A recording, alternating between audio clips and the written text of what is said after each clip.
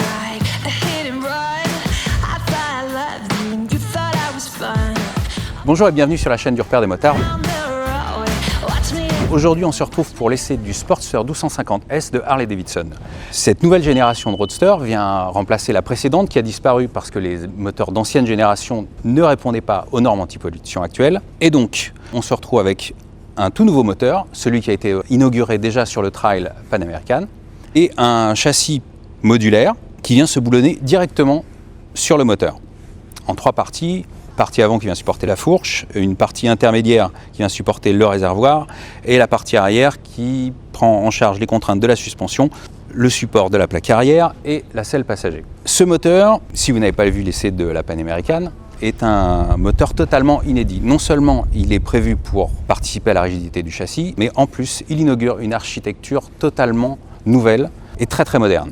Double arbre à cam en tête, 4 soupapes par cylindre, et il dispose d'une distribution intégralement variable. En chiffres, ça se traduit par une puissance de 121 chevaux disponible à 7500 tours minute et un couple maxi de 125 Nm à 6000 tours minute. Ces valeurs sont à prendre avec des pincettes, sachant que tous les moteurs modernes, notamment ceux qui disposent d'une distribution variable, permettent de disposer du couple maxi beaucoup plus bas dans les tours que ce que n'annonce la fiche technique. Et donc voilà, on en reparlera un peu plus tard sur la portion essai, mais logiquement ce moteur devrait être beaucoup plus rond et beaucoup plus disponible que ne laisse présager sa fiche technique. Côté design, Harley est allé piocher dans diverses inspirations historiques. Il y a une énorme roue à l'avant qui est empruntée à l'univers des bobbers. Il y a un double échappement en position haute qui lui s'inspire des dirt track, notamment la fameuse XR 750, la moto la plus capée de chez Harley-Davidson et la plus connue.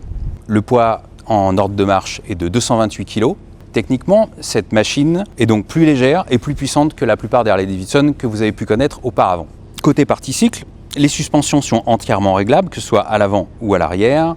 Les réglages sont donc précontrainte, détente et compression. Avec un petit bémol tout de même, les réglages d'hydraulique de la suspension arrière sont très difficiles d'accès sans l'aide d'un outil spécifique, et donc il est fort probable qu'il faudra ajuster la suspension arrière directement en concession. L'amortisseur arrière dispose d'une molette de réglage de la précontrainte très pratique. Il y a au total 40 crans de réglage. Ils ont vraiment fait en sorte que la précharge soit réellement adaptée à tous les types de poids possibles. Moi, par exemple, je fais 65 kg, je n'ai mis que 2 tours et demi de précontrainte, et mes amis qui approchent plus de la barre des 100 kg ont dépassé les 2/3 de précontrainte sur la totalité des réglages. Côté technologie, là aussi, Harley-Davidson a fait un énorme effort par rapport aux machines classiques de la gamme. Le tableau de bord fait 4 pouces de diamètre, c'est un écran TFT, et il est commandable par le commodo gauche, qui ressemble presque à un joystick de PlayStation, il y a autant de boutons là-dessus. Et via ce joystick, on peut donc sélectionner l'affichage de différents paramètres, notamment la pression des pneus, il y a le TPMS d'origine sur cette machine. On peut aussi accéder au réglage des 5 modes de conduite disponibles. Vous avez un mode pluie, un mode road, un mode sport, et 2 modes entièrement personnalisables.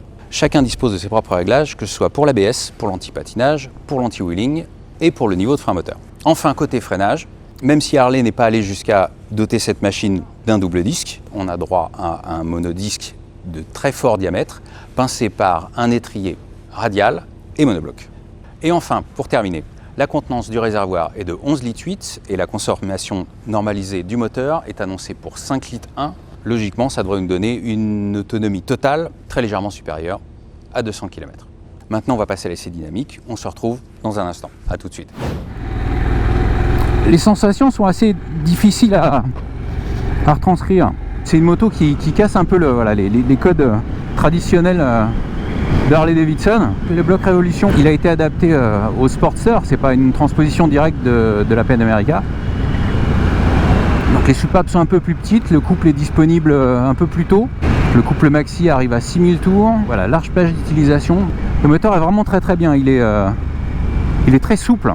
À part sur le 6e rapport qui est vraiment très démultiplié, mais on peut descendre très facilement jusqu'à 1500 tours minute sans aucun problème. En 6e, c'est voilà, 5e, 6e, on est mieux de rester au-dessus de 2000 tours. Sinon le moteur grogne, il aime pas trop ça, ça se met vraiment à vibrer. Côté position de conduite, on est sur du custom / sportster, la selle est très basse. Voilà, moi je fais 1m71, je pose très facilement les deux pieds à terre. Harley propose ce Sportster avec deux positions de repose-pied, une classique avec les jambes relativement allongées, et le modèle sur lequel je suis en ce moment a des repose-pieds reculés.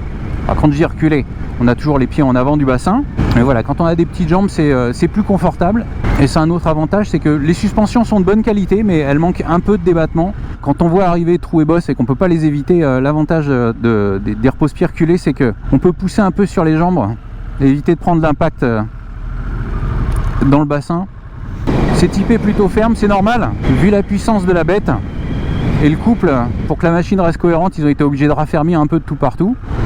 Alors en milieu urbain par exemple, il est très bien finalement. On peut se laisser abuser par le gros pneu avant façon bobber. La direction est un peu tombante, mais c'est très anecdotique, on le sent. On est obligé de contre-braquer légèrement quand on prend de l'angle à basse vitesse, mais c'est ni gênant ni désagréable, c'est juste là on s'y habitue très vite. L'embrayage est pas très doux, mais il est plutôt souple. Si on s'en tient au standard Harley-Davidson, la boîte est très agréable. Les débattements sont plus courts que d'habitude. L'enclenchement des rapports est franc. Chose assez inhabituelle chez Harley. En fait, on peut vraiment se passer de l'embrayage pour monter et descendre les rapports. Voilà, il suffit juste de soulager un peu les gaz pour pouvoir enclencher le rapport d'une petite pichenette du pied. Et c'est très facile. Donc voilà, moteur souple, direction un peu tombante, mais finalement très peu quand on voit la dimension du pneumatique à l'avant. Le freinage c'est un peu compliqué. Déjà il y a tous les leviers sont réglables, ce qui est pas très fréquent chez Harley. Le frein arrière sur les Harley Davidson est souvent surdimensionné. Avec un bon feeling, on freine essentiellement de l'arrière sur les Harley. Là il en manque pas mal par rapport au standard de la marque.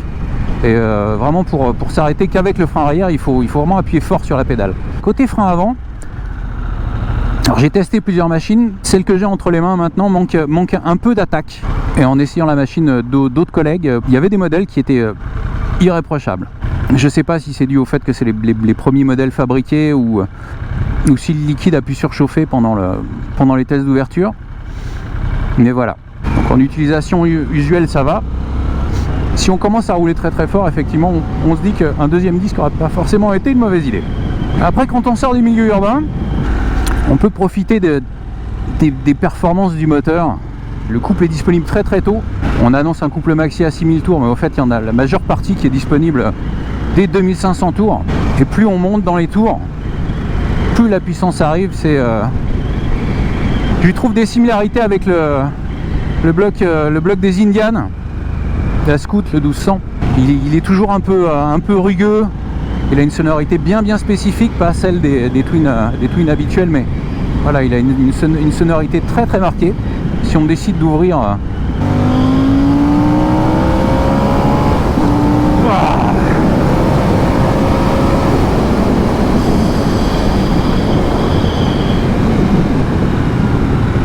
ça pousse très fort. Et le châssis suit le mouvement, hein. La monte pneumatique est vraiment adaptée. Bon, on sent que Harley a privilégié quand même le look avant le potentiel sportif global, on va dire. D'ailleurs ça se voit si je prends un peu trop d'angle. Voilà, là ça frotte, je suis à la limite d'angle. C'est bien, c'est un peu comme un Diavel finalement, c'est-à-dire qu'il y en a pas beaucoup, mais c'est suffisant. Si on déhanche un peu en conduite sportive, c'est pas un fusible à conduite sportive, faut juste adapter son style de pilotage. Et les pneus ont été développés vraiment spécifiquement pour cette machine, donc après c'est pas non plus un roadster sportif. Rentrer sur les freins en virage a tendance un peu à figer le châssis. Mais on peut vraiment s'amuser avec le Sportster 1250S. Après avoir roulé pendant toute une matinée avec, j'adore le mode sport. Il est juste un poil trop brutal à la remise des gaz dans certaines situations, pas tout le temps. Naturellement, j'ai eu tendance à basculer en mode road quand j'étais en milieu urbain. Et le reste du temps, je roule en mode sport. Voilà, le moteur est vachement plus vif, plus réactif à l'ouverture des gaz, notamment à bas régime. Et l'intervention de l'ABS est peut-être un peu trop frileuse en mode road aussi, alors qu'en mode sport, il intervient beaucoup plus tard. Notre parcours routier ne nous a pas emmené sur un bout d'autoroute. La seule chose que je peux vous dire, c'est que la 6 a l'air très longue. Ce qui fait notamment que le moteur a tendance vraiment à cogner en bas. un petit test de souplesse. Voilà, 4000 tours, ça reprend tranquillement à 1750. Cinquième, c'est déjà un peu plus dur. Voilà, 2000 tours en cinquième, un peu plus de 50 km/h. Voilà, et là, voilà, là ça renacle. Mais pour un énorme twin de 1250 cm3, c'est quand même très impressionnant. Par contre, ce que je peux vous dire, c'est que le réservoir est quand même un peu petit. Il faut tabler sur une autonomie moyenne de 160 km pour un custom très puissant. Il n'y a pas beaucoup de défauts à trouver à cette machine. Et voilà, c'est une moto qui est homogène à la conduite, parfaitement utilisable au quotidien, qui acceptera une conduite sportive à condition de bien tout décomposer. Et si vous voulez emmener une passagère, rassurez-vous, il y a un petit pouf en accessoire, demi-tour. On va tester le rayon de braquage, c'est très bien. Il est pas mal le rayon de braquage. Hop, voilà, je vous présente mon chaperon. Il y a des options pour tout, pour voyager, pour customiser les échelles, voilà, pour customiser un peu tout, des rétroviseurs, des caches, de la bagagerie. Moi je vous laisse, je vais profiter une dernière fois de ce fabuleux V-Twin. L'essai dynamique est terminé, la météo était très aléatoire. Tout ce que je vais vous dire maintenant est à mettre très légèrement au conditionnel. Ce que je peux vous dire pour l'instant, c'est que le moteur, dans cette configuration-là, est aussi bien, sinon plus caractériel encore que celui de la Panaméricaine. Les points positifs, il est vraiment très souple, il délivre beaucoup de couple à très bas régime, il est réellement très puissant dans les tours, alors que c'est des modèles qui ont très peu de kilomètres, moins de 100 km pour la plupart. Embrayage, boîte de vitesse, aucun reproche à reformuler. On est au niveau d'un gros roadster, il n'y a strictement aucune phase de prise en main, c'est d'une évidence rare.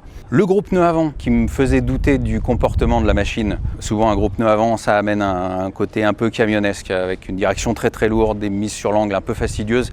Là c'est pas le cas du tout. Il y a un petit effet de bascule, on est obligé de très légèrement contrebraquer au guidon une fois qu'on est sur l'angle, mais c'est juste sensible, jamais perturbant. Et finalement, après quelques kilomètres, c'est quelque chose qu'on intègre très rapidement. Côté interface, j'ai trouvé ça très bien. C'est pas très user-friendly pour toutes les manipulations. Il y a beaucoup de sous-menus, il y a beaucoup de boutons. Et c'est vrai qu'il m'a bien fallu au moins une demi-journée pour me faire à tous les modes disponibles et tous les sous-menus.